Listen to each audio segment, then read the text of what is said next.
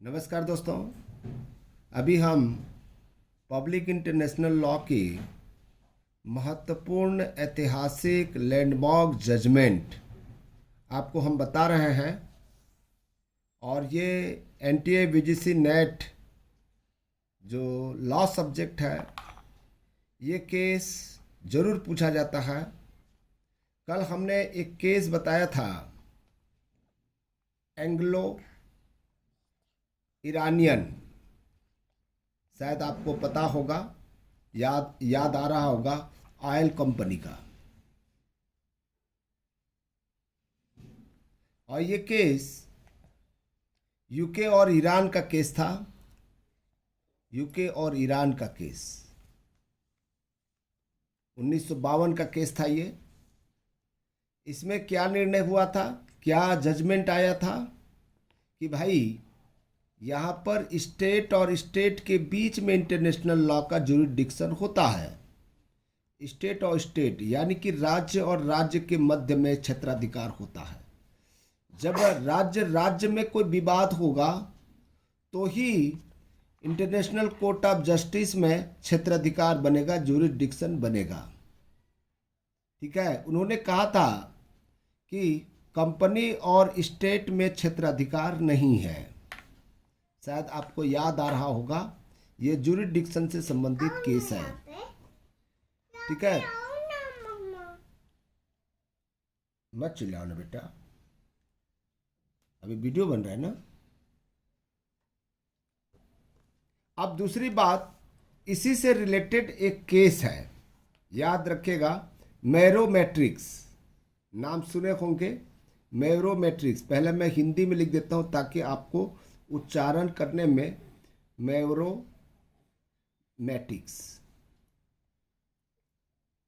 इसको इंग्लिश में भी लिख देता हूं, मैटिक्स। और ये पैलेस्टीन का केस है ये। ठीक है, पैलेस्टाइन कंसेशन केस के नाम से जानते हैं, कंसेशन केस। ठीक है, ये केस है 1924 का, और ये ग्रीक वर्सेस यूके का केस कहा जाता है। ग्रीक वर्सेस यूके, ग्रीक बनाम यूके केस नाम से जानते हैं। सेम टू सेम यही केस है, एंग्लो ईरानियन ऑयल कंपनी का केस और Mavrommatis Palestine concession case same to same है। इसमें अंतर इतना है कि यहाँ पर ध्यान दीजिएगा, इसको थोड़ा सा हम लोग जो है फैक्ट को समझ लें तो आपको बहुत जल्दी समझ में आ जाएगा फैक्ट क्या था। ठीक है, मिस्टर मैरोमैट्रिक्स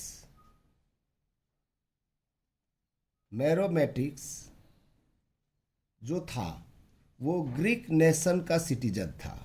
ग्रीक नेशन,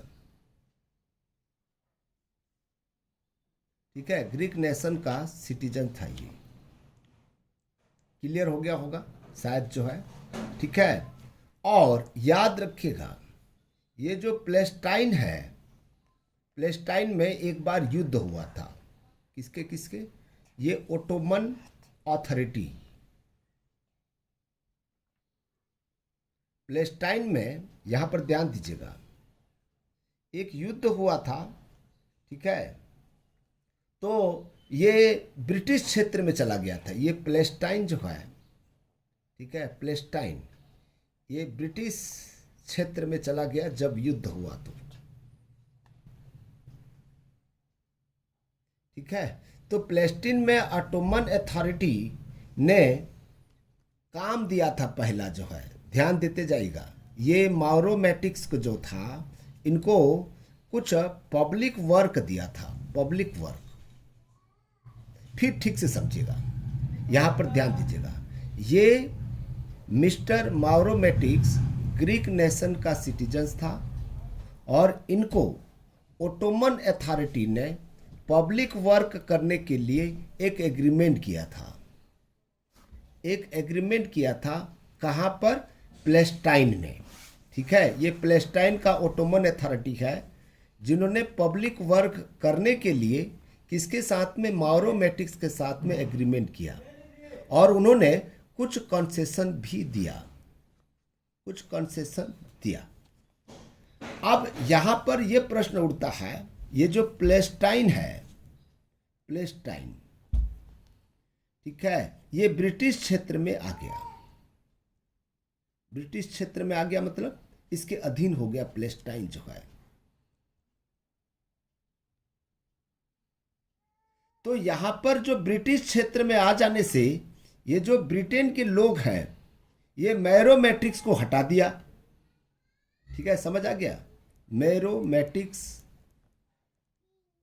को हटा दिया और इसके बदले में रूटनबर्ग को, याद रखिएगा, रूटनबर्ग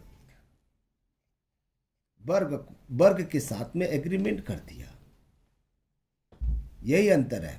पहले क्या था, पैलेस्टाइन था, पैलेस्टाइन में ऑटोमन अथॉरिटी ने माउरो मैट्रिक्स के साथ में एग्रीमेंट किया और कुछ कंसेशन दिया।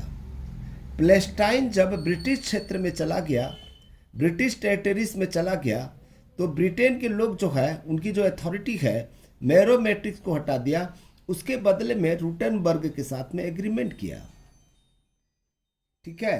तो यहां पर जो है ये जो माउरो मैट्रिक्स है कहीं ना कहीं उनका अधिकार का वायलेशन हुआ, तो उन्होंने जो है ये जो मैरो मैट्रिक्स है, मैरो मैट्रिक्स ग्रीक नेशन को कहा, भाई ग्रीक नेशन को कि देखिए मेरा जो है राइट्स का वायलेशन हुआ है, कुछ कीजिए। तो ये ग्रीक नेशन जो है वो कोर्ट में गया, कौन सी, permanent court of international justice, ठीक है। ये केस 1924 का था, तो उस समय permanent court of international justice हुआ करता था। उनके पास में ग्रीक नेशन जो है गया, केस लगाया। अब किसके बदले में, ये इंडिविजुअल के आधार पर। अब देखिएगा यहां पर इंडिविजुअल व्यक्ति था मैरो मैट्रिक्स, तो उन्होंने ग्रेट नेशन ने मैरो मैट्रिक्स को आधार मानकर permanent court of international justice में केस फाइल किया। यहां पर ये प्रश्न उठा, प्रश्न ये उठा कि वायलेशन किसका हुआ है, एक इंडिविजुअल पर्सन का राइट्स का वायलेशन हुआ है। तो क्या ग्रीक नेशन जो है ये इंडिविजुअल पर्सन का केस को ग्रीक नेशन जो है वो क्लेम कर सकता है क्या, यहां पर ये प्रश्न उठा था। मतलब क्या, इंडिविजुअल पर्सन का राइट्स वायलेशन हुआ है, तो यहां पर कौन अप्रोच करेगा, ये इंडिविजुअल पर्सन अप्रोच करेगा या ये स्टेट अप्रोच करेगा, यहां पर प्रश्न उठा था।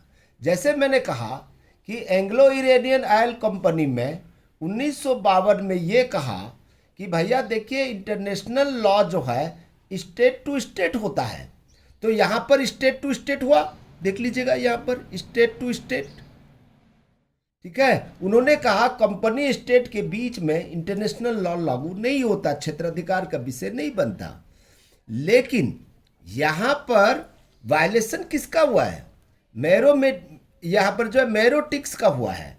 तो इसलिए जो है यहां पर ये इंटरनेशनल जो permanent court of international justice ने कहा कि स्टेट की राइट्स जो होती है, सुनते जाइएगा, स्टेट की जो राइट्स होती है वो क्या होती है, स्टेट की राइट्स, ठीक है, सिटीजन्स की राइट्स होती है, सिटीजन्स की राइट्स होती है, ठीक है। और इसलिए सिटीजन के कोई राइट्स का वायलेशन होता है,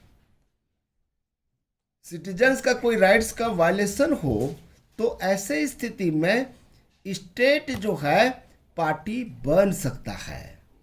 इसलिए यहां पर स्टेट टू स्टेट फार्मूला जो है यहां पर लागू हुआ। क्वेश्चन पूछा जाता है, एंग्लो इरानियन ऑयल कंपनी और मैरोटिक्स पैलेस्टाइन कंसेशन केस जो है जूरिसडिक्शन से संबंधित है, इंटरनेशनल लॉ के जूरिसडिक्शन से संबंधित है। इस केस को जरूर याद कर लीजिएगा। मैं अगला केस जो है नेक्स्ट जो वीडियो होगा उसमें आपको मैं बताऊंगा। यदि ये क्वेश्चन आता है मैरोमैटिक्स और एंग्लो इरेनियन का केस जो है आपको क्षेत्राधिकार से संबंधित है, और क्या डिसीजन आया कि स्टेट टू स्टेट जो है क्षेत्राधिकार होगा, इंडिविजुअल्स या कंपनी और स्टेट के बीच में क्षेत्राधिकार नहीं बनेगा। इस बात को हमेशा ध्यान रखिएगा। और एक बात स्पष्ट रूप से समझ जाइएगा, स्टेट की राइट्स सिटीजन्स की राइट्स होती है, और सिटीजन्स के राइट्स वायलेशन होने पर स्टेट पार्टी बन सकती है। यही चीज़ों को आपको याद रखना है। Thank you.